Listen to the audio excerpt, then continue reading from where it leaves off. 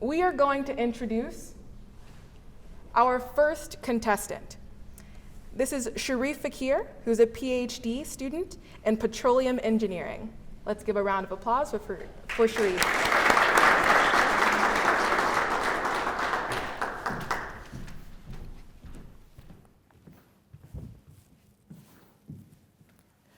So when I introduce myself as a petroleum engineer, the first thing that comes to a lot of people's mind is how damaging the oil industry is to the environment. And they start imagining images like that one over here.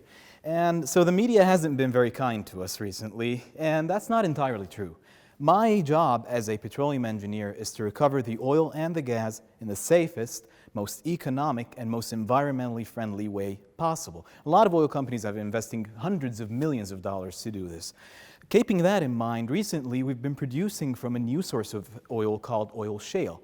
And if you look at this map over here, you'll see that the United States actually holds the first in the world in terms of oil reserves, the amount of oil that we can produce from this kind of reservoir.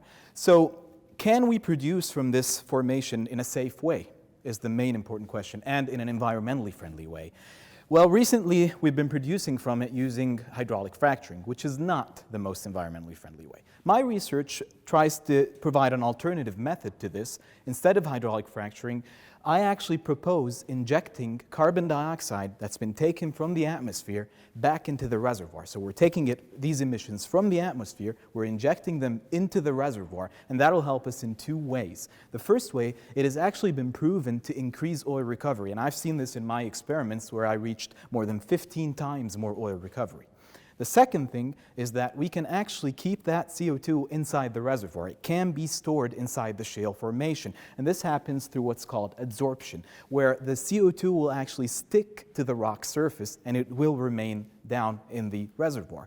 Now, my research, my PhD actually studies the interactions that are occurring during these two things, during the oil recovery and during the adsorption, and factors impacting these interactions, including the CO2 pressure, the reservoir temperature, the CO2 phase, and the oil properties, including crude oil viscosity, along with a lot of other interactions. And by studying these interactions, what I'm thinking is, if I'm a CO2 molecule, where am I going to go in the reservoir? Why am I going there? And how am I going to get there? And by answering these three questions, we can actually provide a way to increase oil recovery from these shale sources and actually store a large amount of oil, CO2, at the same time in these reservoirs. So we're providing a long-term oil or energy source for future generations, and also we're sustaining the environment and keeping it clean and a green environment.